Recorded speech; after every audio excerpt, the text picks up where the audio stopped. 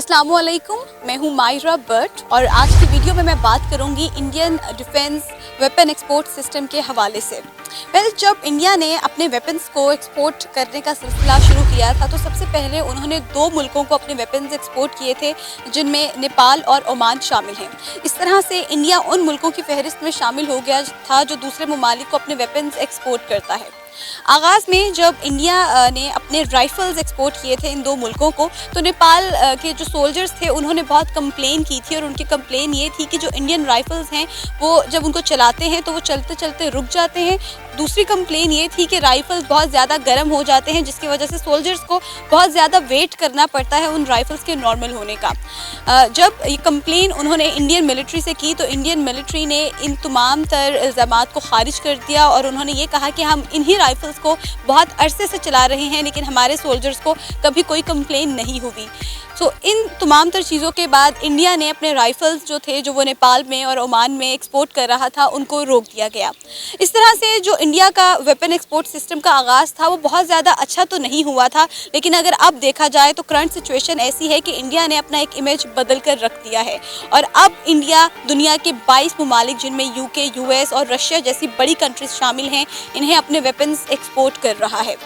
आज इसी पर हम पाकिस्तानी अवाम से बात करेंगे कि इंडिया के जो वेपन्स जो वो एक्सपोर्ट कर रहा है दूसरे ममालिक में, इससे इंडिया को कितना फ़ायदा हो रहा है, उनके डिफेंस बजट को, इकॉनमी को कितना फ़ायदा हो रहा है। तो आइए जानते हैं पाकिस्तानी अवाम से।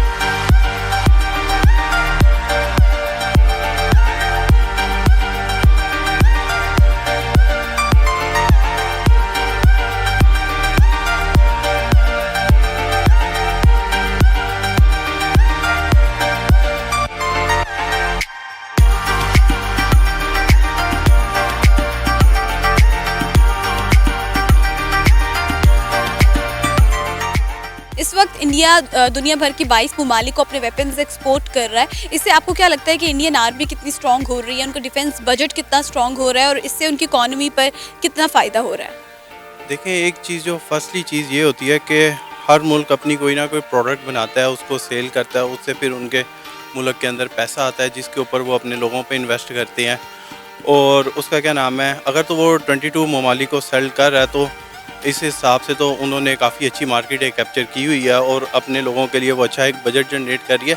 लेकिन सेकंड चीज़ ये होती है कि आप जो चीज़ प्रोड्यूस कर रहे हैं वो किस क्वालिटी की है, ये भी साथ में मैटर करती है कि अगर वो अच्छी क्वालिटी की होगी, ऑब्वियसली अभी 22 ममालिक ले रहे हैं, फिर ये 60 भी ले सकते हैं। कि इंडिया जो है ना बहुत बड़ी मार्केट है। अगर आप देखें अमेरिका का, रशिया का, फ्रांस का, उनके साथ चलना पता है क्यों मजबूरी है? क्योंकि इंडिया की आबादी जो है वो बहुत ज़्यादा है। ठीक है, इंडिया के साथ अगर वो तजारत करते हैं ना तो लाजिम बात है उनको फ़ायदा ही फ़ायदा। या इंडिया अपना सामान आगे बेचता है तो इंडिया को भी फ़ायदा है, क्योंकि इंडिया को पता है कि मेरी जो आबादी है उसका मुझे फ़ायदा किस तरह उठाना है, मुझे किस तरह उठाना चाहिए या मुझे उससे किस तरह फ़ायदा लेना चाहिए। इंडिया उसको भरपूर तरीके से, मैं समझता हूँ कि उससे फ़ायदा ले रहा है, हासिल कर रहा है। सर, जो वेपन्स हैं उनके एक्सपोर्ट सिस्टम हम देख रहे हैं कि वो दुनिया भर के 22 ममालिक में अपने वेपन्स को एक्सपोर्ट कर रहे हैं, इससे उनको कितना बेनिफिट हो रहा होगा? डेफिनेटली फाइनेंशियली तो उनको बेनिफिट्स हैं और दूसरा ख़ुद भी इंपोर्ट भी करता है एक्सपोर्ट करने के साथ। इसी तरह हमारी भी इंपोर्ट भी है, एक्सपोर्ट भी है, दोनों तरह की है।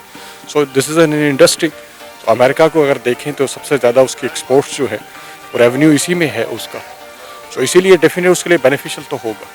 जाहिर है, आप सही कह रहे हैं कि अगर आप एक्सपोर्ट करते हैं तो आपको रेवेन्यू ज़्यादा से ज़्यादा जनरेट होता है, जिससे आपकी इकॉनमी पर भी इफेक्ट होता है। सर, आपने क्वालिटी की बात की है, तो जब इंडिया ने अपना वेपन एक्सपोर्ट सिस्टम का आगाज़ किया था तो वो दो ममालिक को अपने वेपन्स एक्सपोर्ट कर रहा था, जिसमें ओमान था और नेपाल था। लेकिन अब 2 से 22 यानी 20 ममालिक का इजाफा हुआ है और इस वक्त जो इंडिया है वो दुनिया की उस फहरिस्त में आता है 25वें नंबर पर, जो दुनिया भर में अपने वेपन्स एक्सपोर्ट कर रहे हैं। और एक रिपोर्ट के मुताबिक इंडिया जो है वो टॉप 10 कंट्रीज़ में भी बहुत जल्द आ जाएगा।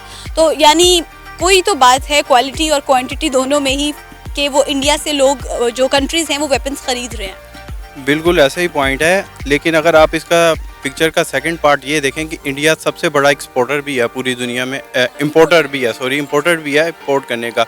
तो इट मीन्स कि वो जो अपनी क्वालिटी बना रहे हैं वो इतनी सफिशेंट नहीं है कि वो उनकी अपनी मिलिट्री वो खुद वो चीज़ यूज़ कर सके। जिन ममालिक को आपने नेपाल को सेंड किया, ओमान को सेंड किया, इनके अपने ना इंटरनल हालात ऐसे ख़राब हैं, ना उनको इस लेवल का इक्विपमेंट चाहिए। जिस तरह नेपाल है, नेपाल को आर्म्स की ज़रूरत भी नहीं है, किसके ख़िलाफ़ ज़रूरत है? एक तरफ उसके चाइना, दूसरी तरफ इंडिया है। दोनों से ही उनकी बनती है, तो इसलिए उनको इस तरह से ज़रूरत भी नहीं है आर्म्स की। ओमान को देख लें, ओमान के एक साइड पे सारी गल्फ़ की स्टेट्स आती हैं, एक साइड पे सऊदी अरब है, एक साइड पे समंदर है, उनको भी इस तरीके से ज़रूरत नहीं है। वेपन्स में सिर्फ राइफल्स और इस तरह की चीज़ें नहीं आती हैं, ज़ाहिर है सेल्फ डिफेंस के लिए और आपको अपने डिफेंस सिस्टम को स्ट्रॉन्ग करने के लिए बहुत सी चीज़ें, जिसमें हेलीकॉप्टर्स हैं, शिप्स हैं, इवन एम्बुलेंस हैं, ये भी इन्हीं में आती हैं। तो अगर इस तरह की चीज़ें एक्सपोर्ट करने का मौका मिले या हमें ज़रूरत महसूस हो तो क्या करनी चाहिए?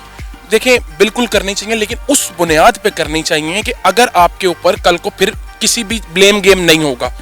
ये नहीं कहेंगे कि जी ये इशू हुआ तो पाकिस्तान इन्वॉल्व है, ये इशू हुआ तो ये इन्वॉल्व है। जब ब्लेम गेम होगी ना, तो फिर मैं समझता हूँ कि अगर आप जो नमक है ना, ठीक है, नमक की कान से नमक भी नहीं जाता अगर मामलात खराब हो।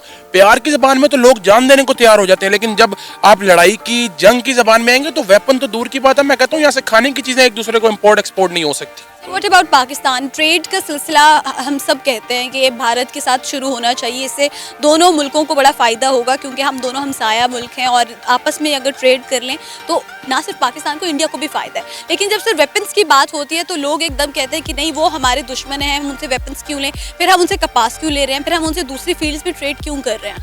देखें, ये तो पास की क्या गवर्नमेंट थी, मेरा एक अपना डिफरेंट पॉइंट ऑफ व्यू है कि जब तक हमारे जो सर्टन इश्यूज़ हैं वो सॉल्व नहीं होते, हमें उनके साथ कोई ट्रेड नहीं रखनी चाहिए। जिस तरह कश्मीर का इशू है वो हमारे लिए फ़र्स्ट कम फर्स्ट सर्व है, अगर वो इशू सॉल्व हो जाता है तो ओबियसली हमें उनके साथ ट्रेड भी करनी चाहिए। जिस तरह पूरी दुनिया में लोग, यूके, यूरोप पूरा आप देख लें, आपस में सारी उम्र वो लड़ के मर गए थे, लेकिन अब वो सारे एक हैं, यूरोपीय यूनियन के अंडर काम कर रहे हैं। तो हमें भी ऐसा होना चाहिए, लेकिन पहले हमें इंटरनली कन्फ्लिक्ट अपने ख़त्म करने पड़ेंगे। मैं जनरल ट्रेड सिस्टम के बारे में जानना चाह रही हूँ कि जनरली अगर आपको लगे कि हमें भारत के साथ ट्रेड करना चाहिए तो क्या करना चाहिए या नहीं करना चाहिए?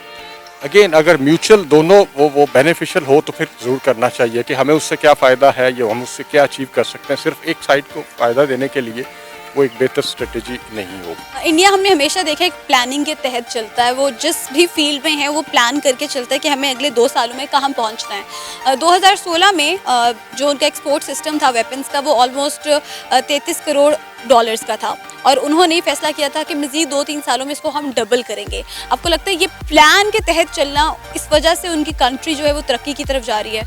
देखिए, मैं आपको पहले भी एक बात की, प्लान तब बनता है जब आपको नजर आए कि हमारे पास एक रूट है।